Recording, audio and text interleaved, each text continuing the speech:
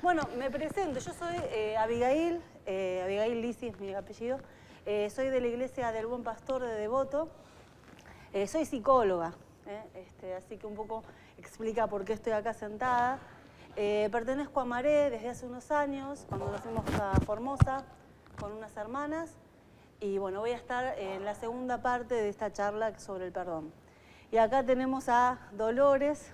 No sé tu apellido, Dolores. Arancibia. Arancibia, ahí está. Arancibia. Bueno, si nos querés contar, bueno, algunas cosas importantes de tu vida, tu profesión. Bueno, algunas me conocen por Dolores, creo que... Levante la mano que me conoce por Dolores, miren la pregunta que voy a hacer. ¿Y por Adriana? Yo sé que hice lío, pido perdón, estoy en el espacio del taller del perdón. Lo que pasa es que, bueno, me decían Adriana cuando era chiquita, pero cuando conocí al Señor y conocí la historia de Saulo, Saulo, dije yo también. No me llamo más de mi pasado, sino empiezo con Dolores. Pero después, parte de mi historia que hoy les voy a compartir, claro, mi terapeuta me decía, no, pero ¿cómo te vas a llamar Dolores? Justamente ese nombre, de alguna manera lleva mucho al tema del dolor. Y es verdad, porque me enfermé. No era el nombre, pero cada vez que viví una situación de dolor, de dificultad, decía, no, basta. No me llamo más Dolores a partir de ahora. Así que volví a Adriana, a mi primer amor de mi primer nombre. Pero está todo bien, estoy en paz con mis dos nombres. Me llaman Dolores, me llaman Adriana. O me chistan, como dijo recién ahí una hermana, yo acá estoy para el Señor. Bueno, estoy con mi esposo, con Marce, en la catedral trabajando ya hace años. Y antes de eso estuvimos en Flores, ¿sí? Conozco al Señor desde mis 18 años. Tengo 49, ya hace un tiempito que tengo la bendición de conocer al Señor. Y un poquito para que puedan entender cómo fue ese momento, me permito contarles un poquitito de mi historia cuando yo era chiquita, ¿sí? Yo tenía a mis papás y a mi hermano, que tenía 3 años más que yo, viviendo acá en Buenos Aires. Mi mamá era médica, como Feli acá. Mi papá era un hombre que estaba estudiando ingeniería en química en petróleo, pero la verdad es que un hombre que militaba mucho, y yo siempre digo no como los de hoy en día, lo siento si hay alguien acá que considera diferente, pero militaba mucho como sindicalista. Él iba a todas las fábricas, vieron Rigoló en el sur, toda la zona de provincia, iba a la fábrica y les enseñaba a los trabajadores sus derechos. Eso es mucho lo que me contaban de mi papá. Hombre alto, grande, muy carismático, muy amoroso. Venía de una familia muy pobre y mi mamá de una familia de mucha plata, así que realmente parecían el agua y el aceite. Y los dos se involucraron mucho en lo que es la problemática social del momento. Yo nací en el 74, así que imagínense esos momentos, ¿sí? Hay Un proceso militar. Claro, ahí vino el proceso militar. Mis padres se involucraron desde un lugar político muy fuerte. Compartamos o no, más allá de las ideas. Pero la cuestión es que lamentablemente cuando yo tenía 3 años, entraron los militares a nuestro departamento en Paseo Colón, donde estábamos. Rompieron la puerta, violentaron, golpearon a mis padres. Yo vi eso, no me acuerdo nada. En algún punto digo gracias a Dios, prefiero no sé, creo que si no lo recuerdo, no solo porque era chiquita, sino que uno se busca no resguardar en algún momento. Y ahí, bueno, vendan a mis padres, los atan, los llevan abajo. Y a partir de ese momento que se lo llevan a mis padres, yo no sé nada. Yo estaba con mi hermano que tenía casi 6 años, yo 3 como les conté, y a nosotros nos llevan, la primera noche no sabemos dónde estuvimos, por papeles que vamos reconstruyendo nuestra historia, suponemos que estuvimos en una casa en policía o en algún lado, o en la comisaría, y después de eso nos llevan a un orfanato en Moreno, el Riglos, quizás escucharon que ya no existe más el Riglos, y nos llevan ahí, y nos quedamos ahí. Obvio que lloraba a moco tendido, como diríamos en nuestra época. Tanto es así que el Riglos tenía separados los pabellones de niños de niñas y eran muy estrictos con eso. Pero conmigo no pudieron, porque yo me separaban de mi hermano, dicen que gritaba cual desaforada, no me podían separar, me agarraba cual sopapa de mi hermano, pobrecito con 6 años, imagina la carga en su corazón, ¿no? de ver a su hermana y así. Y tuvieron que hacer algo muy loco, que es poner unas camas en medio de los pasillos de pabellón de mujer y de hombre, de niños y niñas, para que estemos juntos ahí. Y ahí dormíamos así, yo en una cama y en la otra. Obviamente volví a hacerme, según me cuenta, yo ya supuestamente no usaba pañales y volví a usar pañales, volví a hacerme caca encima, a hacerme pis encima, no tenía continencia. Y a los meses de eso, una persona publica en el diario El Clarín una nota por la cual mi abuela no se encuentra. En esa nota, obviamente, lamentablemente, se miente en el sentido que ponen que habíamos sido abandonados, algo que no había pasado como tal. Y así es que el carnicero de mi abuela, que sabía de nuestra existencia, mi abuela estaba en Salta, yo estaba acá en Buenos Aires, es el primero que ve en el periódico, pues estaban todos preocupados porque no tenían contacto con mis padres hacía ya unos meses, esto había pasado en mayo y esto era fin de año. Entonces estaban preocupados qué pasó con toda la familia, que no tenían ninguna novedad. Y ahí que sale corriendo a avisarle a doña Antonia, sus nietos, y bueno, se tomaron el primer avión con mi tío y ahí nos fueron a reclamar sin documentos, sin nada, porque no teníamos ningún papel. Mi abuela de ahí no se movió hasta que no se llevó a sus nietos como sea. ¿Tu abuela estaba en Salta? Mi abuela estaba en Salta, era mi abuela paterna, y ahí nos llevó y nos crió. Nos crió como mejor pudo, con mucho amor. Digo mejor pudo porque se armó un manto de silencio, no se hablaba, ¿sí? No se hablaba de nada de eso, no se hablaba de nada. Era como que a partir de mi vida empezaba a partir de mi abuela. Atrás de eso era como si hubiese sido una historia en mi vida, como algo que me habían contado. Más nada. Mi abuela paterna. Entonces mi abuela... yo le empecé a llamar mamá y a un tío le empecé a llamar papá, obviamente, porque necesitaba tener a una mamá y un papá. Y así se armó mi vida hasta que la abuela mía fallece cuando yo tenía 14 años. Y ahí, ¿qué me pasaba mientras tanto? Un poco que habíamos hablado con Abby. Todos los santos meses me enfermaba.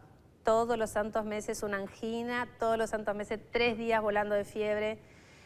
Claro que... como vieron que esa abuela criada así, de esas cosas no se hablaba, lo último que pensaba es que tenía que ver con mi historia, ¿no? O sea, no existía psicólogo, no existía nada, no se hablaba de eso.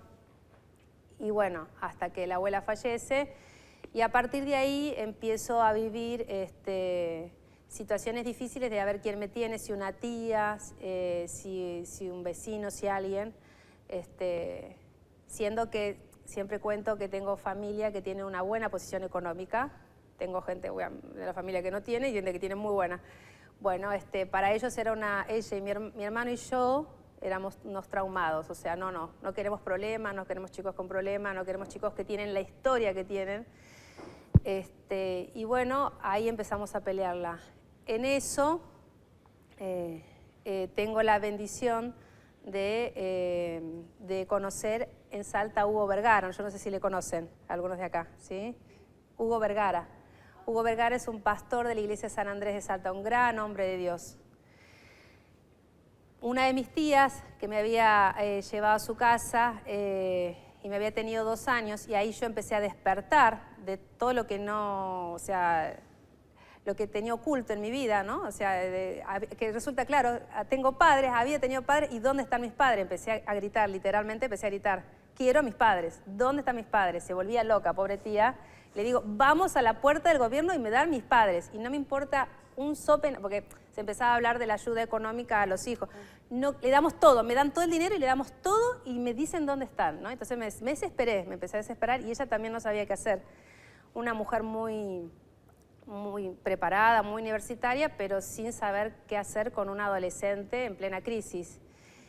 Y de hecho me lleva, lamentablemente lo cuento y risonamente me lleva un psicólogo para ayudarme, yo me puse terca y no le iba a contar nada a ese hombre, ¿no? No le iba a contar nada porque a mí no me va a sacar estos psicólogos nada. Entonces decía, bueno, ¿qué color es el cielo? Se pasó 1 hora preguntándome de qué color es el cielo y yo terca como mula, no diciendo nada. Entonces cuando sale de la puerta le dice, no, tu sobrina no quiere estar más con vos. Yo mirándome diciendo, este desgraciado que está diciendo porque no le hablé nada, ¿no? Mi tía lamentablemente me entrega al juez, me devuelve al juez, lo cual fue Otra vez volví a shock, saltar sola. 16 años, una sensación de abandono.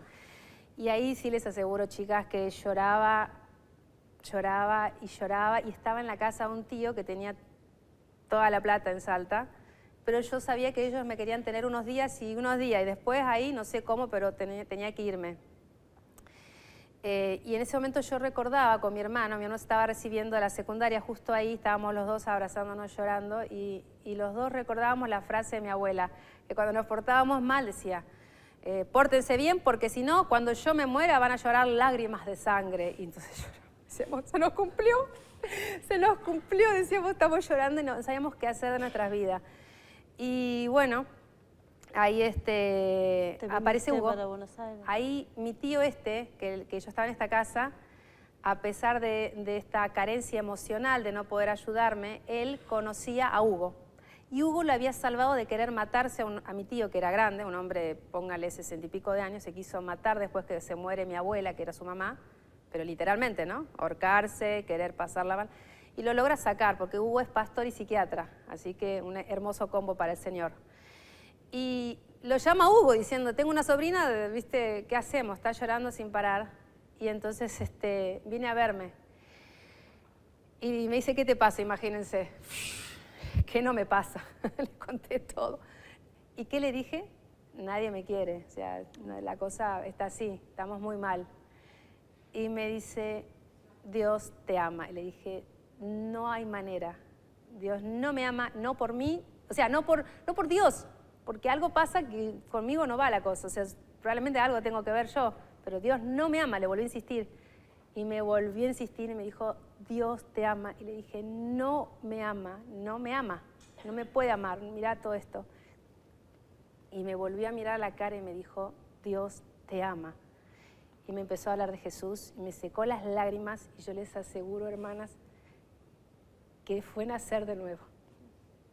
Fue nacer de nuevo porque yo venía con una abuela que amaba a Dios, dentro de la fe católica romana, era una mujer que buscaba a Dios. Pero la dificultad a veces de las iglesias que se acercan hasta ahí nomás, un poquitito, pero no se involucran con la persona, hace que a veces no nos alcancen. Un Dios a medias tintas no nos alcanza. Necesitamos un Dios que se involucre con el otro que está sufriendo. Y entonces yo había intentado ir a un montón de iglesias católicas romanas, pero un montón. Y me palmeaba, me escuchaba el cura y bueno, era como ya está, andaba para la puerta. Y a mí eso no me alcanzaba. En cambio Hugo y la Iglesia Anglicana del Norte fue increíble. Para mí fue mi segunda familia. Y fue descubrir a Jesús, fue descubrir verdaderamente al Señor de mi lado. Yo iba al juzgado, así que era menor de edad, al juzgado, una chica joven. Y el juez, que no sabía qué hacer, la recontra retó, para no decir cómo la retó a mi tía. Le dijo, vos no podés agarrar a una persona y dejarla frente a mi persona. Pero ya estaba hecho, ella no quería tenerme, lo que ella podía.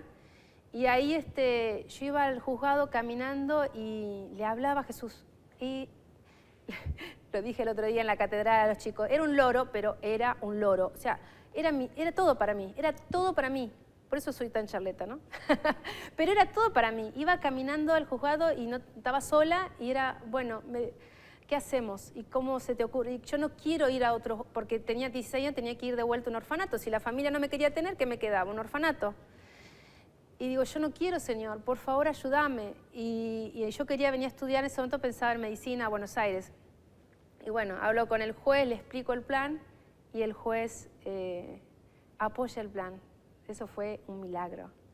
Una menor de edad, una chica joven, y le digo, le prometo que le voy a escribir todas las cartas habidas y por haber. Le voy a contar que me porto muy bien, juez. Le prometo, le prometo, le prometo. Voy a ir a una iglesia, le dije. Eso le gustó. Voy a estar con la iglesia, le digo, voy a ir a la iglesia, a hacer todas las cosas de Dios.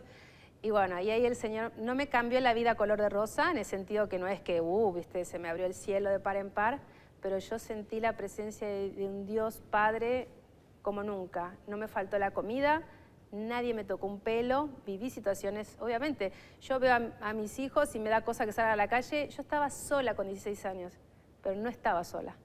El Señor estaba conmigo y yo sentí una presencia del Señor tremenda.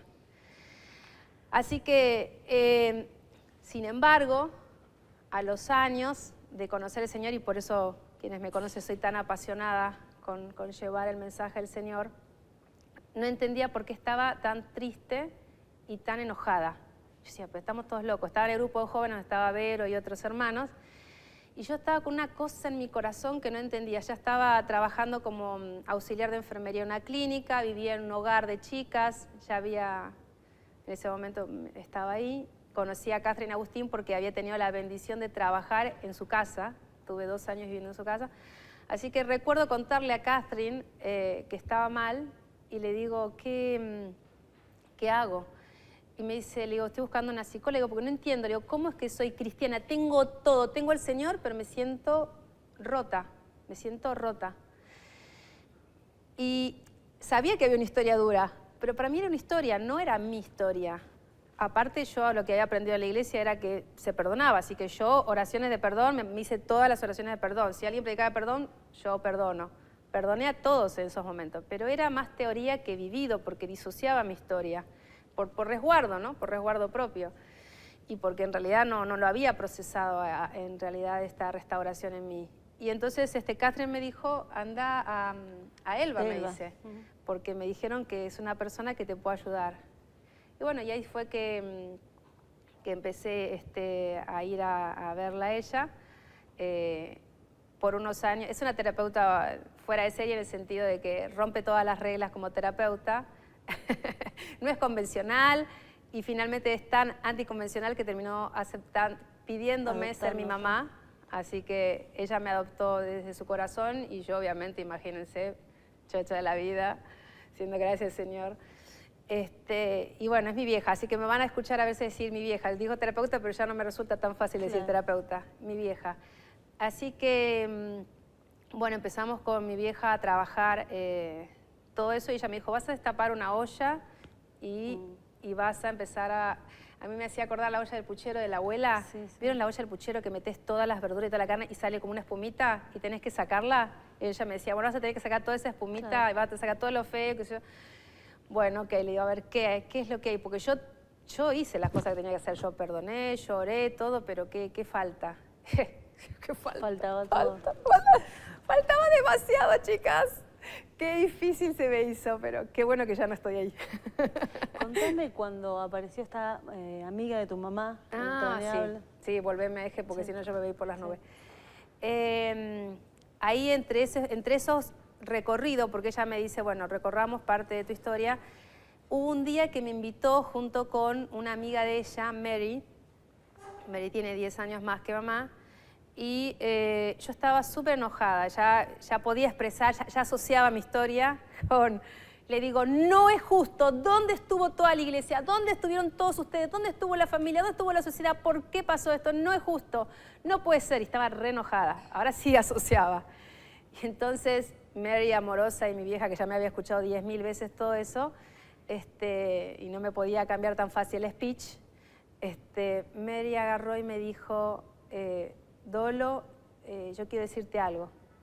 Yo te quiero pedir perdón en nombre de la sociedad, aunque parezca efímero decir esta cosa tan grande, y sobre todo de la iglesia. Pedirte perdón en nombre de la iglesia y se puso de rodillas. Mary tiene problemas de artrosis mal, pero mal es mal, chicas, mal. Se arrodilló y a mí el Espíritu Santo me tocó, me quebró y fue un momento de sanidad tremendo, que obviamente la abracé a Mary, la abracé y era como abrazar y Dios estaba restaurando a través de esa oración y ese pedido de perdón figurativo que ella hizo en nombre de la iglesia y en nombre de la sociedad que no estuvo en esa circunstancia de estar presente ante algo tan duro, ¿no? Que estaba pasando en la sociedad.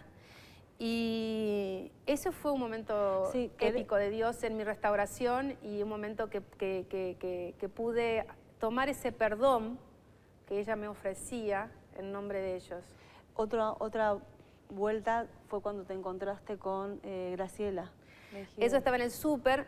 Yo venía de una depresión. ¿Vieron que le dije que estaba triste? No era la palabra tristeza, era depresión. Y llegué a estar medicada y toda la mar en coche, conozco varios psiquiatras, solo le paso el que me resultó. Dios usó a todos en su misericordia, pero debo decir que hay uno que fue glorioso.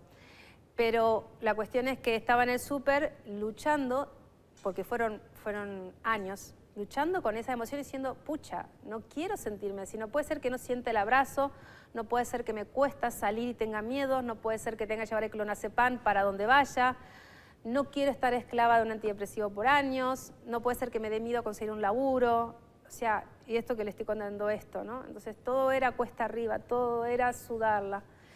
Y estoy en el súper, yo sabía que mamá estaba orando de manera especial, y en eso veo pasar a Graciela Fernández Meijide, ¿la ubican?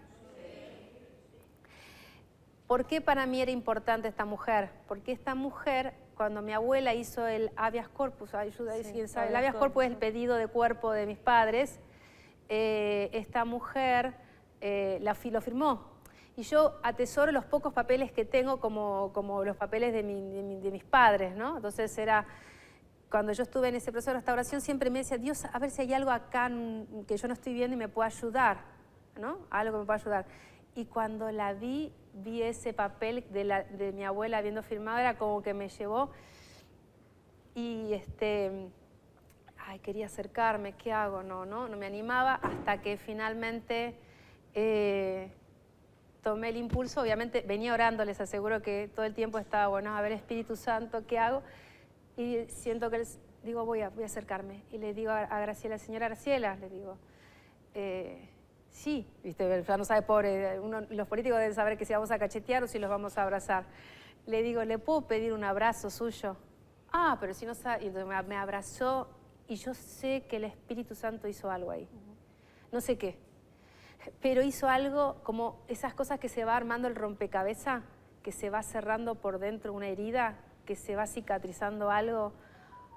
Fue algo como... Fue tremendo porque en ese preciso momento mi vieja estaba haciendo una oración y un ayuno especial. O sea, cuando la llamo a mi vieja, le digo, ¿no sabes lo que pasó? Y ella se pone ahorita del otro lado con alegría. Es que no sabes qué estamos haciendo ahora por vos, así que sé yo. Y yo, porque así es ella, ¿no? Muy apasionada. Le digo, no, porque el Espíritu Santo. Y yo lloraba y lloraba y lloraba. Me hizo encontrar con Graciela y nos abrazamos y algo pasó hermoso. No dijimos más nada con Graciela, pero es lo que hizo el Espíritu en ese encuentro. Ese fue uno. También mencionabas que... Sí. ¿Eh? Ahora lo vamos... Sí, igual, si no lo digo, me lo decís después. Sí. Contabas que revisabas todos los documentos, todos los nombres que habías dado con los que habían intervenido en el parto. Sí. Y que, no sé si tiene que ver, pero me acuerdo de esto te llevó, bueno, el tema de buscarlos en la guía. Porque cuando vivía en el hogar de chicas, en el Miglino, es un hogar de chicas ahí que ya lamentablemente no existe, yo decía, ¿cómo voy a conseguir? En ese momento, la verdad, les cuento que yo tenía la esperanza de encontrar a mis viejos. O sea, yo en mi corazón en algún punto guardaba esa cosa y digo, están enloquecidos, están encerrados. Pero más allá de esa búsqueda era buscar mi historia, ¿no? Restaurarme y dejar de acarrear este dolor. Porque algo que me había enseñado mi vieja es que tenía que recorrer mi historia para enfrentarme a esta situación, para finalmente terminar con este dolor tan grande. Y entonces yo miraba los pocos papeles que tenía y en esos pocos papeles vi... ¿Una amiga de tu mamá? Claro, en la misma partida de nacimiento que estaba, la partida de nacimiento de mi hermano y de mía, estaba la misma firma y dije, si mi mamá después de 3 años buscó a esta mujer es importante. Así que me puse en que tenía que encontrar a esta mujer, Lidia Isabel Novoa. Páginas amarillas. Es que no existía otra manera, no existía internet, no existía celular, no existía nada, así que me iba a la cabina telefónica cerca de ahí del hogar cuando terminaba de trabajar y me bajé en un papel, en varios papeles, más de 300 números, pero podría ser de cualquier parte del país. No tengo idea cómo el Señor me guió. No más de 300, fueron suficientes. Y llamé y tenía que salir y entrar y salir y entrar porque tenía que dejar que la gente llame. Obviamente que hubo gente que me respondía así, creo que fue una tía mía que se murió, qué sé yo. Yo seguía en mi espíritu, el Señor es el que estaba ahí, que no era esa persona, tenía que seguir llamando. Hasta que finalmente me atiende una persona y cometo un error. En ese momento digo, sí, no, le llamo porque necesito ubicarla por un tema de hace 20 años. ¿Para qué? Dije eso, claro, habrá pensado con tal tiempo y dijo, esto es algo del proceso, está asustado, me cortó el teléfono. Por lo menos sabía que era el lugar correcto. Así que insistí hasta que logró atenderme después de muchas veces. Dije, por favor, no me corte, por favor, es algo, alguien conocía a mi mamá y le dije el nombre y ahí me conectaron. Y resulta que era una amiga íntima de mi mamá. Y era fabuloso porque cuando ella me ve, que yo viajo, me tomo un montón de trenes, ya no sé dónde estaba Lidia, pero vivía en re lejos. Me acuerdo tomarme 1000 trenes, 1000 colectivos y llegar. Era un geriátrico, ella tenía un geriátrico a cargo. Y nada, encontrarme con ella era encontrarme también a mi mamá, porque era amiga íntima de mi mamá y entonces fue hermoso que me empezara a contar cómo era mi mamá, qué hacía mi mamá, nada. Fue fascinante, fue un regalo de Dios en esa reconstrucción encontrarme con Lidia. Otro día importante cuando hablaste con tu tío. Uf. Y ese fue otra página amarilla.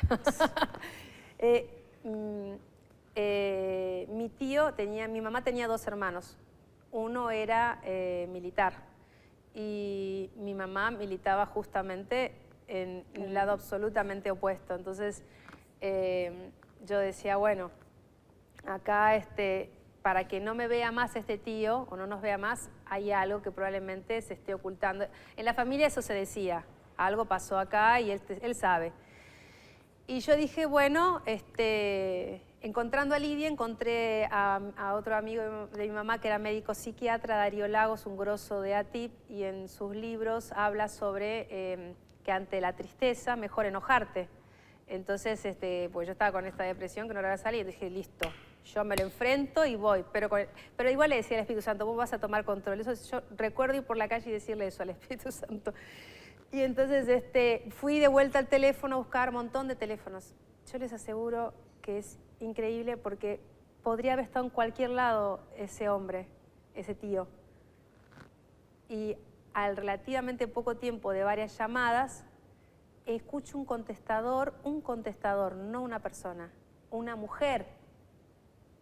Y el Espíritu me hizo sentir que era ahí, algo era ahí. Y era rarísimo para mí. Entonces dije, tengo que seguir insistiendo en este teléfono. Y insistí, hasta que un día me atiende mi tío. Y cuando me atiende, que yo no sabía qué carancho decirle, le dije, habla a Adriana Dolores Silla, soy la hija de tu hermana, María Eugenia.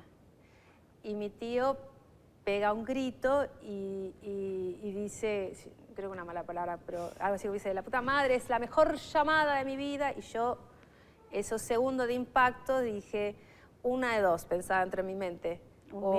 O es un tremendo loco de atar, o o no conozco, no sé qué está pasando. Quedamos en que nos vamos a ver. ¿Saben dónde vivía? Estaba a cuadras de donde yo estaba del hogar. Estaba en zona norte. Yo estaba en zona Munro Norte y él estaba en zona norte, unas cuadras casi derecho yendo para... No, era muy loco. Y quedamos que nos íbamos a encontrar en unos días, porque obviamente yo trabajaba como auxiliar de enfermería y estudiaba, entonces le decía, mira, yo puedo de acá, no sé si eran 2 o 3 días más o menos. Y dice, ok. Vuelvo, no sé si fue al día siguiente de mi trabajo, y estoy entrando al hogar y veo en la puerta un Ford Falcon verde.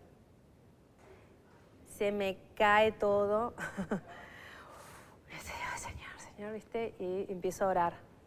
Y ahí dije, bueno, entro, ahí en el hogar había un living gigante de este lado y vos seguías y encontrabas un pizarrón. En el pizarrón decía, Dolores, tus tíos están en la sala. Yo decía, ok, Señor. Y entonces no sabía qué iba a pasar, porque yo ya venía orando muchísimo por ese momento, y me acordaba el libro de Darío Lagos, hablando de impunidad, hablando de un montón de cosas, de luchas sociales, de todo, y diciendo el enojo, diciendo, bueno, yo con quién me estoy por encontrar, con un monstruo, con quién me estoy por encontrar, Señor, te pido, bueno, que estés ahí. Y me doy la vuelta, entro, lo veo ahí con su mujer, y en los segundos, los dos nos derrumbamos de rodilla al piso y nos largamos a llorar. Fue tremendo, no podíamos hablar, llorábamos y llorábamos y llorábamos, y llorábamos y llorábamos y llorábamos.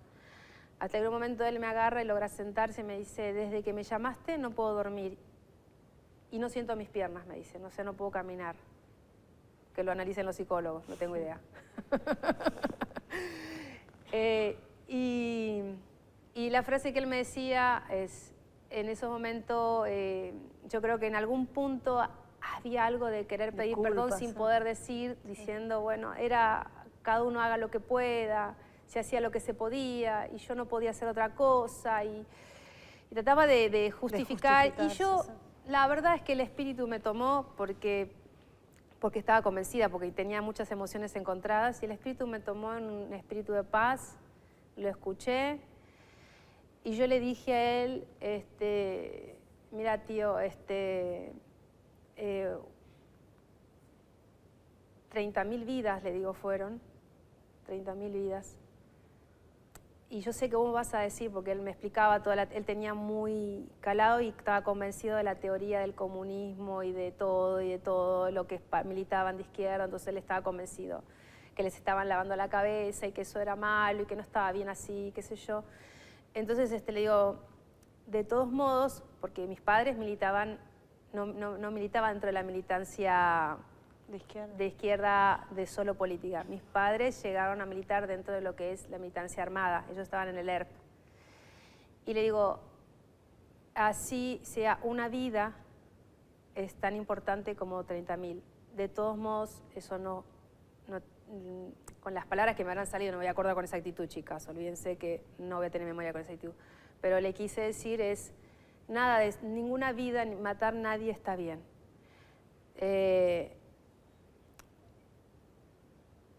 Y ahí empezamos él trató de hablar de lo que trató de hacer, de lo poco que pudo hacer. Y yo empecé también a hablar de mi vida, de mis luchas, de compartir a Dios. Y bueno, nos seguimos viendo por un tiempo, pero yo ahí empecé a ver a Dios obrando en mi corazón, entendiendo que no iba a cambiar el speech de este tío, de estas personas, y pudiendo pararme en otro lugar de paz. Porque finalmente Dios me estaba enseñando eso, ¿no? A poder perdonar. Y eso terminó Dios completándolo de una manera majestuosa.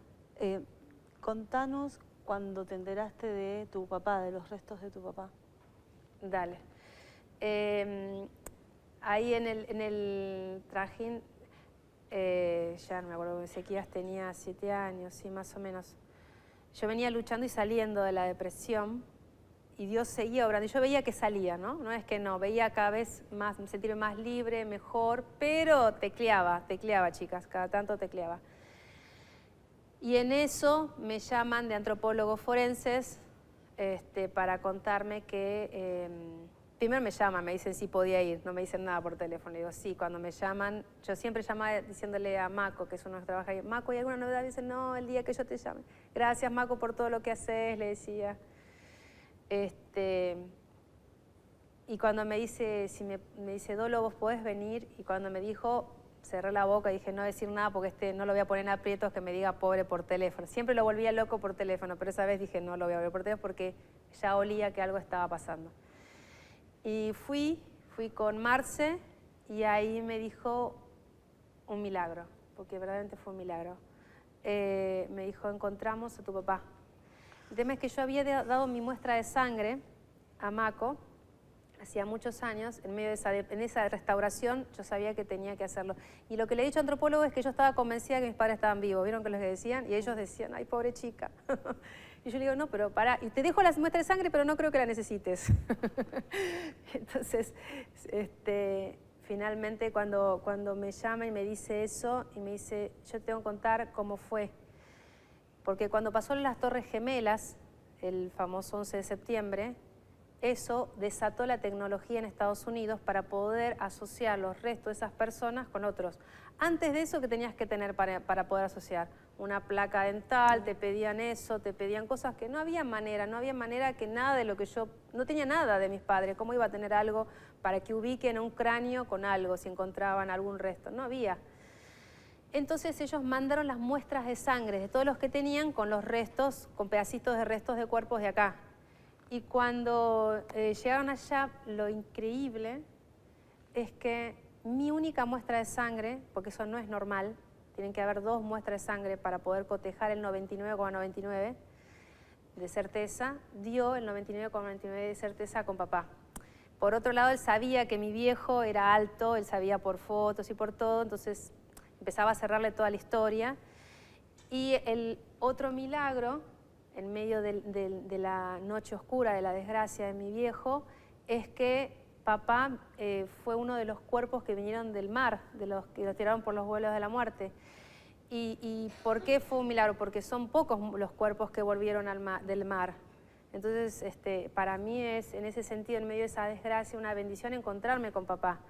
O sea, que vuelva del mar, que con mi única muestra de sangre, porque en ese momento mi hermano tenía terror de hacer esas cosas, entonces no daba su muestra de sangre. Y que me digan eso, a mí no saben lo que me llenaba, porque inmediatamente llamo a mi hermano y le digo, mira hermanito, le digo, ¿viste? Yo me dan sobrada, le digo, porque ya estaba al tanto, le digo, pero ¿sabes qué? Tómenla bien, digan un poquito más la palabra, no se asusten acá, ¿no? Le digo, pero la muestra de sangre tuya podés guardártela porque soy 100% pura cepa arancibia. Porque mi hermano, después que nos peleamos, después volé del orfanato de mi abuela, cuando nos peleamos, me agarraba y me decía, vos no sos mi hermana, a vos te trajimos del orfanato. Y claro, como no tenía ninguna foto con mis padres, para mí eso me quebraba internamente. Que él no lo veía así, lo hacía como una inocencia de chico. Pero para mí, encontrar con mi única muestra, o sea, que no era porque era mi hermano y yo y que... No, mi única muestra fue como un regalo de parte de Dios, decirme, vos sos hija de tu papá, y acá está tu papá y te lo he traído para que te puedas despedir. No, fue tremendo, fue una cosa muy reparadora, pero fueron de los momentos más duros. Sí, claro. Fueron los momentos más duros. Porque tenías la certeza de que él ya no iba a aparecer. Claro, fue sentir que estaba él al lado mío. Yo era como que, a partir de ese momento que apareció el cuerpo de papá, sentí que caminaba al lado de mi viejo todo el tiempo. Había un fantasma, no era un fantasma, no lo era, pero su presencia estaba al lado mío. Le decía, ¿qué lo parió? Y lloraba, ¿viste? Y no podía hablar, pero lloraba al lado de él, sentía que lloraba al lado de él. Todo el tiempo iba a trabajar y lloraba, me agarró de todo. Ahí obviamente surgieron fobias al por mayor, las más locas se las puedo narrar. Y nada, Dios empezó de vuelta. Y yo ahí le pregunté a Dios y le dije, ok, vos me dijiste que tengo que hacer todo esto para restaurarme. Y yo ahora me siento más hundida que nunca. Pero más hundida, bueno. Me sentía en un pozo, estaba en una sensación de una cosa de dolor, de vuelta. Y decía, pero pucha, Dios, viniste haciendo todo lo otro y ahora me encuentro con esto. Y entonces... Pero bueno, fue un momento más. Papá lo enterré en el cementerio británico por ahora, con la esperanza, si el Señor me concede, encontrar los restos de mamá. Y ahí juntos veremos con mi hermano seguramente llevarlos a Salta. Sí, los fuiste a ver a papá. Dale. Bueno, después estabas trabajando de enfermera. Sí. Y te encontraste con un paciente muy especial, sí, que te ayudó a perdonar, a continuar. Eso fue lo más grande de Dios. Ahí creo que Dios hizo la obra en mí. Porque yo venía sintiendo esto del perdón, primero por obediencia, por cristiana, porque me liberaba y todo. Pero de ahí a sentir amor era un paso muy, muy grande. Y solo Dios podía poner en mí. Y resulta que como enfermera trabajé en un hospital de rehabilitación todos pacientes con situaciones como ACV, vieron cuando quedan con secuelas, con dificultad para caminar. Tenía un paciente que por días, por mucho tiempo, lo tuve que acompañar, yo tuve un ACV y estaba muy mal, no se podía levantar para bañar, estaba muy deprimido, no quería desayunar, un hombre grande, ya tirando a los 70 años, muy bajón, la familia por X causas no estaba solo. Lo súper quería, vamos, le decía yo, imagínense, vamos a bañarnos, dale que te va a hacer bien. Y lloraba, pero lloraba cual niño, no, ¿por qué no? Y yo decía, vamos, le digo, vamos. Y le daba vamos, está riquísimo. Y le hablaba y le cantaba alabanzas y esto y lo otro. Lo terminé queriendo un montonazo. Si alguien me llegaba a querer a la mañana siguiente quitar mi paciente, ni se les ocurra, porque era mi paciente y yo me hacía cargo de bañarlo, de levantarlo y arriba vamos que la vida continúa. Y que Dios tiene un plan en su vida, porque obviamente a todos les compartía eso. Y finalmente, hablando con él, cuando empezó a contarme, resulta que él había sido militar. Y para mí fue como, no te puedo creer. Ok, lo amé primero en medio de su tremenda vulnerabilidad, tremenda momento de miseria que vivía, lo amé primero y era el amor de Dios, no era mi amor, era Dios obrando, porque yo le había dicho a Dios eso, ¿cómo hacemos? Y en él fue esa figura que Dios usó como para sentir que hacía una casi restauración en algún punto plena en mi corazón con eso y que me pudiera dar paz para poder transitar mi vida, para seguir los planes de Dios y para seguir compartiendo a otros el amor por el Señor. Entonces, eso fue lo máximo que el Señor hizo. La última pregunta es si perdonaste por completo o sentís que todavía te falta más recorrido. Yo tengo paz. Creo que en ese sentido quizás podemos decir que perdoné por completo. Lo que puede pasar, si surgen nuevas cosas, es que Dios me vuelva a volver a poner un escalón más de perdón. No lo sé. En este momento tengo paz. Tengo paz para encontrarme con quienes han perpetuado esas atrocidades, ese genocidio. Tengo paz para poder compartirlo. Tengo paz para abrazar a mis padres. No tengo depresión, gloria a Dios. No, gracias a Dios. Y quiero alentar a todos los que están así, que sepan que de eso se puede salir, porque estuve años tomando, años sintiendo que no podía salir y claramente vi el amor de Dios, que Dios usó muchas personas cristianas y no cristianas, ¿sí? Muchas personas para restaurarme. También me enseñó a ser paciente, a entender que es un proceso en muchos casos y poder ponerme en sus manos. Sí. Bien, bueno, hasta acá llegamos con el testimonio. Buenísimo, gracias. Gloria a Dios. Gloria a Dios.